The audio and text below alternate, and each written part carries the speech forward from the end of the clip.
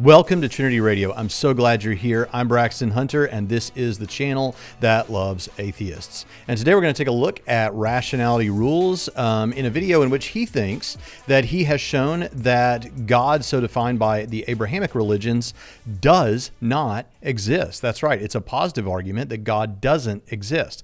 That's unusual, and unusual the route that he goes. Or maybe it should be more unusual than it is. But we're going to take a look at these clips. But first I want to say, again, as always, nothing I'm saying is intended to be offensive to the individual.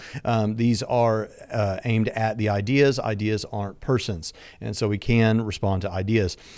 First of all, Stephen starts off this video by pointing out that the often repeated phrase that you can't prove a negative is actually false. You can prove a negative in some cases. And he points out rightly that the way you do that is, in some cases where you can do some empirical observation. But even when you can't, if you can show that there is something logically incoherent in the nature of the thing, then you can show that it does not exist. The example he gives, I think, is a teapot that is made entirely out of ceramic, but then also entirely out of steel. Such a teapot cannot and does not exist. We don't know that because we've traveled all over the universe looking for this teapot, but just because we know that by definitions there, that would involve a contradiction, and contradictions are not possible.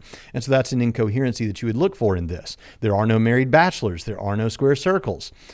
So in the same way, he rightly thinks that you could show in principle that God does not exist if you could show that there is something contradictory in the nature of God so defined by a particular religion. And so he sets out to do that throughout the rest of the video. Now, that's no small point. I think that's a really important point to make, that when people say that if you have someone who's an atheist, not a atheist in the sense of lacking a belief, but an atheist who actually holds the position God does not exist and is trying to hold that position, and they try to say something like, look, you can't prove a negative. Well, then in such a case, you could point them out. No, actually, if you're making a claim that God does not exist, you bear a burden of proof too. And actually, in principle, you could show that something doesn't exist by showing a logical inconsistency or a contradiction in the nature of that thing. So I actually agree with them on all of that. And I think that that's pretty important and noteworthy. That was the point of his video after all. But then he spends most of the video trying to show that you actually can do that with God so defined by the Abrahamic religions. So let's go ahead and jump into this and take a look. By the way, I just want to say right at the beginning that if you are new to the channel, not only do we do responses to atheists, but if that's not really your thing, I have a Bible study I'm doing through the book of Genesis. There's like 30 plus hours already available, and you can get that and check that out at trinityradio.org or actually go to trinityradio.org and click on the verse by verse, or you can go to on this YouTube channel at youtube.com/Braxton Hunter, Trinity Radio's YouTube channel. You can go to the playlist for that, and we would love to see you do that too. We don't just want people to be able to defend the faith. We want them to know what the faith says. And so both of those things are important. With that, let's jump into this discussion from Stephen Woodford on the definition of God. Are one, a transcendent and eternal being who created absolutely everything, which is actually a definition of the deistic God, not the Abrahamic God.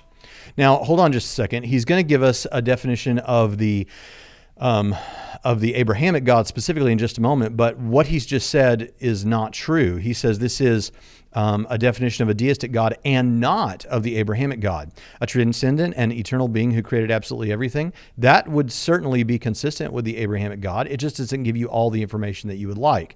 If you said, who is Braxton Hunter? And someone said, well, he's a male human being, that would actually be a definition of Braxton Hunter. It just wouldn't give you all the information that one would like to have, depending on the questions that one is asking. It actually might be a perfectly fine question to ask if, say, you were trying to sort out humans from alien life. Well, who's Braxton Hunter? Oh, he's a human guy. You'd sort him out, right? Just pointing out that that definition is consistent with God. It's just not all we'd like to say about that. But let's go ahead and see what else he has to say. And two, a transcendent and eternal being who created absolutely everything, who's omnipotent, meaning that it has unlimited power, omniscient, meaning that it has unlimited knowledge, omnipresent, meaning that it's everywhere at all times, and omnibenevolent, meaning that it's all-loving and infinitely good. Oh, and it's worth noting that many theists additionally define this being to be just, merciful, and responsible for imbuing mankind with free will. Okay, now just and merciful, yes, but imbuing mankind with free will. Now notice something. If he's going to shoot down the Abrahamic God, he can't give himself extra stuff that if you shot those down, it wouldn't actually shoot down the whole ball of wax. I mean, you're extending out the definition beyond what's necessary and sufficient to have the Abrahamic God. I mean, after all, there are a lot of Calvinists who don't believe that we have what is called libertarian free will, or the kind of free will that he's talking about there. So that really shouldn't be necessarily part of your definition. Now, it's something that I hold to.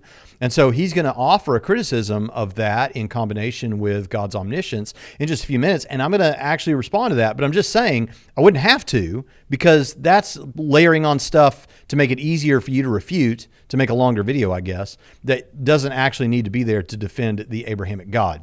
So just pointing that out. But let's move on. Now, admittedly, the first definition can't be proven false, because like the existence of an intangible, invisible, and undetectable celestial teapot, one would need unavailable and perhaps even impossible resources and knowledge to do so.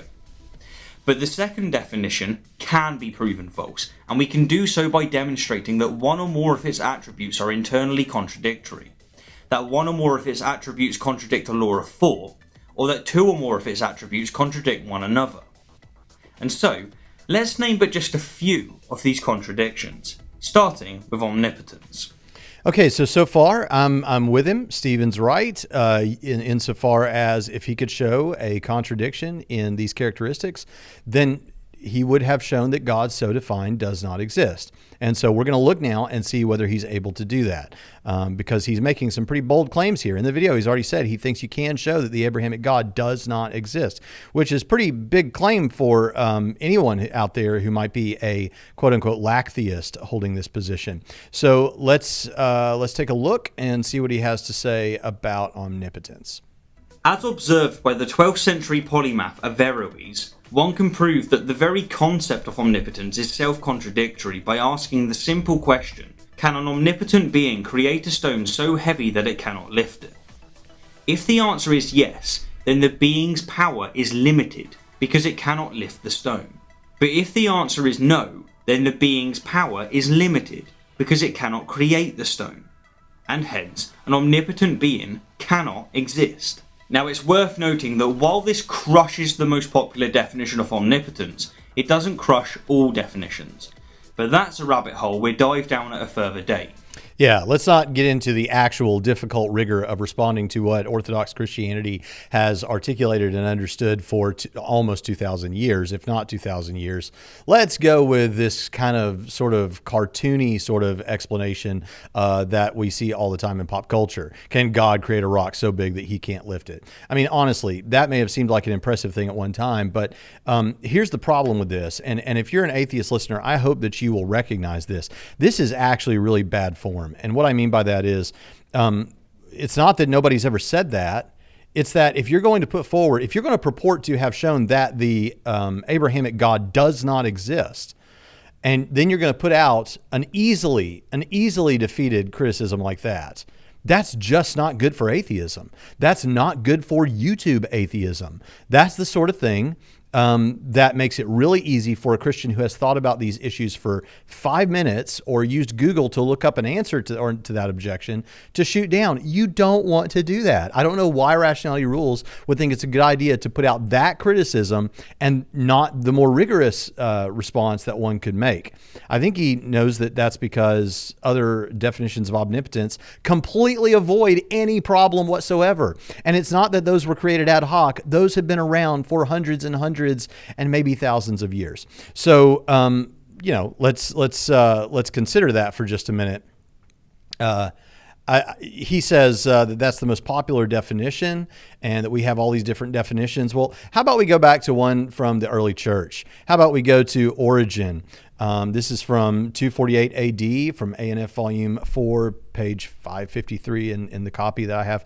We, however, do not, this is Origen, we, however, do not betake ourselves to a most absurd refuge, saying that with God all things are possible. Now, he's saying, we say with God all things are possible, but it's not the way you understand it. For we know how to understand this word all as not referring either to things that are non-existent or that are inconceivable. But we maintain at the same time that God cannot do what is disgraceful, since then he would be capable of ceasing to be God. And if nothing else, God can't do anything that's against his moral character. Most Christians you will encounter who are just people in the pews will say, yeah, God can do anything, but God can't lie. Now, you might see that there's a problem with saying God can do anything and then say God can't lie. But this is, of course, the very issue that Origen is raising and that I'll clarify in greater detail in just a moment.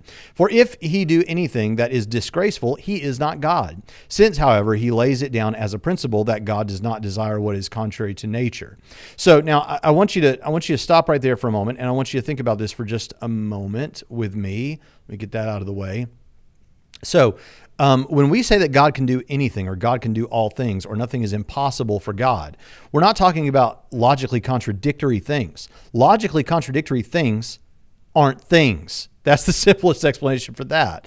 It doesn't even make any sense to say, could God create? You're basically asking, could God make a married bachelor? Well, no. Oh, so there's something God can't do. No, that's not a thing. You're asking God to do something that would make him nonsensical. This is absurd. This is the most ridiculous thing you'll ever run into. And Christians know this if they've thought about it for 5 minutes. That's why he says, oh, there's some other definitions out there. Yeah, basically the one that most Christian thinkers have used for hundreds and hundreds and hundreds and hundreds of years. And that being that God can do anything that does not involve a logical contradiction. It's just not that hard. So this one just fails right on the face of it. Well, what else has he got? A contradiction that is a game-ending flaw, however, is the combination of omniscience and human free will. Because if a being has unlimited knowledge, omniscience, then it knows all things, including the future. But if the future is known, then free will, the ability to consciously do otherwise, isn't possible. Okay, so now he says this is a game-ending criticism, right? This is a game-ending criticism. Oh, by the way, I think I missed one. I did miss one. This is supposed to be one of his criticisms. Let's go ahead and listen to it first. Moving on, let's now look at just some of the attributes that contradict one another. First off, if a being is omnipotent, then it's necessarily already omniscient and omnipresent, because it must already know everything and be everywhere in order to have unlimited power. And so saying God is omnipotent, omniscient, and omnipresent is like saying that the sea contains water, hydrogen, and oxygen. Considering that hydrogen and oxygen are constituents of water, one might as well say the sea contains water. So, in other words, all he's saying is that God's omnipotence entails these other two and is thus consistent with these other two. Thanks. I'm not seeing a problem. Sure, this isn't so much of a game-ending flaw, but it certainly demonstrates that theists tend not to understand the nature of these concepts. Or we just like to be specific with our language. When you're doing theology and you're talking about God's nature, you want to be specific and talk about what it is you're talking about. It's important to have conversations about God's omniscience in a distinct way that is separate from these other things. Just grab a systematic theology text, whether you believe any of this stuff is true or not, and open it up to theology proper and look at the nature of God, and you'll see that it's important to have these categories. It's far from being that Christians don't know what they're talking about with these things. It's that, no, we understand it with great clarity, and because of that, we want to be very specific with our language. But all right, let's go back to the free will issue now. So he says that there's a big problem with God being omniscient and us having free will, because then that would mean that we don't really have free will, because whatever God knows is going to happen will happen. Now, this is where, again, we need to be really specific with our language, Stephen, and that is to say that, yes, whatever God knows will happen, but that doesn't mean that whatever God knows will happen couldn't have happened otherwise. Now, here's why that's important. This is very simple. And I just wonder, before making a video like this, if anyone ever pushes back from the desk and thinks about things, what could a Christian say to this? Because this isn't that difficult. It's actually covered in not only many theology books, it's covered in the Oxford Handbook on Free Will as well, where where there's discussion of Alvin Plantinga's response to this. But let's just put it very simply this way. God foreknows, because he has omniscience, right? You're positing omniscience and free will to see if they work together. All right, God knows all future events before they happen. That means God knows what we will freely do. So what God knows because that's what we will freely do. So our actions in the present are the reason God knows what they will be in the past. Now, you can get complex with this. So, for example, people have asked, open theists who don't believe that God exhaustively has foreknowledge in the same way that we think he does, they might challenge us with this and say, well, wait a minute. If God has exhaustive foreknowledge, that means he knows everything, including all future events. Well, then that means that certain individuals could have made God wrong. So let's say Jesus predicts that Peter is going to deny him, right? Okay. Then could Peter have just not denied Christ, and then Jesus would have been wrong?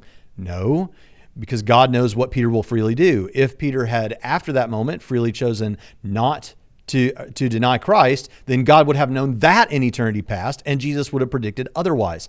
What we do freely in the present is what God knows in the past. So if God knows we will do X, is it true that we will certainly do X? Yes, but it doesn't mean we had to do X. It means if we had done otherwise, that's what God would have known. Now, there are some people I've noticed there is a limitation in their ability to comprehend that. But I'm telling you, there's just nothing problematic about that. You can say, I don't buy it. Well, that's fine. You don't have to buy it. But the question is it consistent? He's looking for a contradiction here. But putting all of that aside, is this even necessary for me to defend? No, because as we said a moment ago, the definition he gives of Abrahamic religions and wrote out and typed out and put up there on the screen does not require anything about free will. And there are a lot of Christians who do not hold to free will. So what's the problem? I only defended it because I do, but I'm just saying, if you're attempting to shoot down Abrahamic religions, that's not the way to go. And he really only gives one other. He gives can God create a rock so big that he can't lift it, which is trivially dismissed with proper definitions. And then he gives this one, which wouldn't even shoot it down on his own terms. And then we get one more, I think. We get one more. So let's go on to this one. And this is frankly the best thing that he says about this. This is the best attempt. But we have responses to it as well. Let's see what he says. And finally, let's look at two omni-attributes that are incompatible with reality, that being omnipotence and omnibenevolence. If a being existed with these attributes, then it would necessarily create the best possible universe, because it has unlimited power, omnipotence, and it's infinitely good, omnibenevolence. But one can easily think of a universe that's better than this one. For example, one in which innocent babies aren't born with cancer. Or to put it another way, and to expand upon a quote from the ancient Greek philosopher Epicurus, is God willing to prevent evil, but not able? Then he is not omnipotent. Now there's no two ways around this. If a being exists that is willing to prevent evil, that is omnibenevolent, but is not able, that is, does not have the power to do so, then this being is not omnipotent. Fair enough. Epicurus continues, is he able but not willing? Then he is malevolent. Again, this sentence is logically valid. If a being exists that is able to prevent innocent babies from being born with leukemia, but is not willing, then this being is a malevolent colossus prick. Is he both able and willing? Then whence cometh evil? And again, this sentence is logically valid, and I personally think that it's the nail in the coffin for most theists. If a being exists that is able and willing to prevent evil, then it logically follows that evil cannot exist. But evil does exist, and therefore this being does not exist. Okay, now this is the first one he's put forward that actually does pose some kind of at least in people's minds, some kind of a threat to God's existence so defined. And it has been around a long, long time. The hedonist philosopher Epicurus, as he mentions, raised this thing. And so it's often called the Epicurean Paradox or the Epicurean argument or something like that. And here's the problem with it. The way that Stephen has just said things, it's a logical argument from evil. Now, there are two kinds, at least, of arguments from evil that atheists might bring. There is the logical argument from evil that we just saw, and then there is an evidential argument from evil. The differences are like this. A logical argument from evil is making the stronger claim. It's saying God so defined does not exist, just as we heard, but it is incredibly difficult to defend. On the other hand, the evidential arguments from evil that are probabilistic, that are trying to show it's less likely that God exists given specific evils, particularly what are called gratuitous evils, by which we mean things that didn't necessarily have to happen, that God allowed to happen, that he didn't have to let them happen to get whatever good he's trying to get. The evidential arguments from evil are saying something that's much softer claim. They're not saying, therefore, God does not exist. They're just saying, given this, it's less likely that God exists than that he does. Or just that it's less likely that he exists. And they're much more difficult to respond to. But Stephen has here given the response, the logical argument from evil, which has been put to bed in philosophy for the most part today. I mean, atheistic philosophers, by and large, don't go this route because it's incredibly difficult to defend a claim like that. So here William Rowe makes this statement. Some philosophers have contended that the existence of evil is logically inconsistent with the existence of the theistic God. No one, he says, no one, I think, has succeeded in establishing such an extravagant claim. Indeed, granted incompatibilism, there is a fairly compelling argument for the view that the existence of evil is logically consistent with the existence of the theistic God. But that's not all. Paul Draper says, although logical arguments from evil seemed promising to a number of philosophers in the 1950s and 60s, they are rejected by the vast majority of contemporary philosophers of religion. Michael Martin says, because of the failure of deductive arguments from evil, atheologians have developed inductive or probabilistic arguments from evil for the non-existence of God. So there you have it. You can read more about that in the book that I recommend on this edited by Daniel Howard Snyder, The Evidential Argument from Evil, which is a compendium of various articles on this. And you can read what people on both sides of this thing have to say for themselves. But the bottom line is this is just put to bed. Why is it that modern atheologians, so to speak, have put this to bed? Well, one of the reasons, the principal reason, that it's easy to dismiss these is all you need is some possible justifiable reason God might have for allowing certain instances of suffering, pain, or evil. So, for example, this is where we come up with these possibilities. One is perhaps God created a world that he knew would have pain and suffering in it because he knew that by experiencing pain and suffering, it would build our moral character and integrity. That makes us better people. The Bible seems to teach that. But if you don't like the Bible, it's just obviously true. Have you ever watched someone go through cancer and come out the other side, and it has made you a better person by watching their courage in the face of it? I mean, that's obviously true, and it's true about pain and suffering in your own life. Now, I think that is true, and I think that we do get that, but I don't think that's the whole ball of wax. Others will give the heaven theodicy or the heaven answer to say God created a world that he knew would have pain and suffering in it because in some way it will help us to appreciate heaven all the more, or in some way prepare us for heaven, or at the very least, when we get to heaven, this will all have been a vale of tears. And I think all of that might be true too, but it doesn't resolve the whole problem. I think the best explanation is to say that God wanted to create people who would not be deterministic, that is, they would be free. Why did he want to create people who would have free will? Because that's the only way you get real love. And we know that the Bible teaches, for those of us who are Christians, and we're talking about whether this is consistent or not, and that is to say that what God wants is people who will love him and love their neighbor as themselves. Love the Lord your God, love your neighbor as yourself, right? The only way you get that real love is free will. But even if you're God, remember we said God doesn't work contradictions. God can do anything, but contradictions aren't things. So So even if you're God, if you're going to give man free will, then you have to live with the reality, even if you're God, that man will use that for good and for evil. And there you have it. You have evil. And we could talk a little bit more about things like natural disasters. I mean, that obviously takes care of moral evil, the evils that mankind does toward each other, but not necessarily what we call natural evil.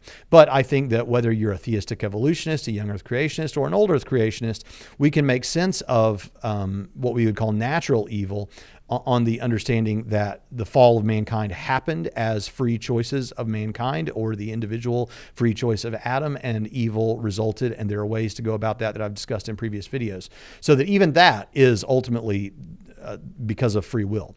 So I think that these answers are true, but if you said, well, yeah, but I don't buy those. Well, you know what? Here's the thing. All we have to answer, and this is why the logical argument fails so spectacularly. All we have to show. So Stephen is making the claim, or anyone bringing a logical argument is making the claim, therefore God does not exist. God does not and cannot have, given these parameters, omnipotence, omniscience, omnibenevolence, he cannot have a justifiable reason for allowing certain evils to take place, or any evil to take place in this case. That is an incredibly strong claim. It means I don't even have to know the exact reason why God allows them, but so long as there is one that is even remotely possibly true, it means that that claim doesn't go through. So if any of these answers that I've just given are even possible, then it means that the claim that God cannot have a reason just goes out the window. That's the nature of philosophical defeaters. And that's why this logical argument is so incredibly weak that it has been pretty well put to bed by modern atheist people working on this issue in philosophy.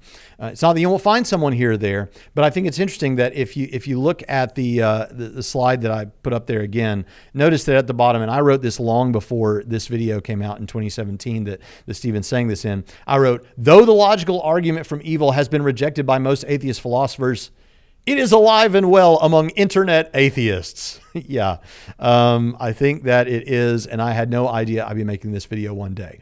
So anyway, there we see responses to the problem of evil, and we see that it's powerful. It's in my opinion, an evidential, not the one that Stephen brought, but an evidential argument from evil is the best that atheists can do. It's the best sort of argument they can do. And it does try to do the thing that Stephen rightly says toward the beginning of this video, an atheist should be trying to do if he wants to show that God does not exist, which is to look for something incoherent in the nature of God so defined, some kind of a contradiction.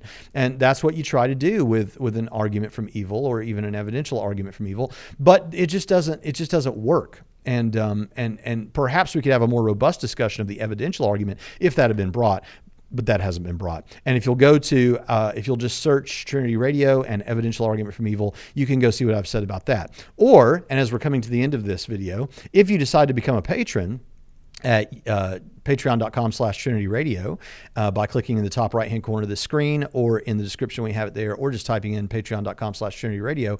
I have actually an 8-hour course, I think it's about 8 hours, on the problem of evil, in which I go through everything related to this issue. And I think that you would benefit from that. There are 5 full seminary level courses with PowerPoint at patreon.com/TrinityRadio for those that are patrons, as well as free books and other episodes that we've never released, and a lot of other things. So I hope that you'll check those out and enjoy that. But in the end, I think what we see here is a really ambitious claim by Stephen that he can, that this is a game-ending sort of a thing, that he has completely shown that the Abrahamic God does not exist. And what we've gotten here is, number one, material that has been gone over many times before. We've seen a definition of God that he tried to tack things onto to make it easier to shoot it down, but even those didn't go through. We saw a discussion of what omnipotence entails, and can God create a rock so big that he can't lift it? But of course, that was trivially dismissed because it was a bad definition of omnipotence. We talked a little bit about the issue with the problem of evil, but of course, Stephen brought the most simple to dismiss expression of the problem of evil that atheists might bring, the logical argument from evil, and we shot that down. So in the end, what we see is Stephen's right that you can prove a negative sometimes. And in principle, one could prove a negative with God if they could show something contradictory in his nature. But unfortunately, Stephen is light years away from anything close to that. So with that, I've enjoyed this time together, and I look forward to seeing you next time on Trinity Radio.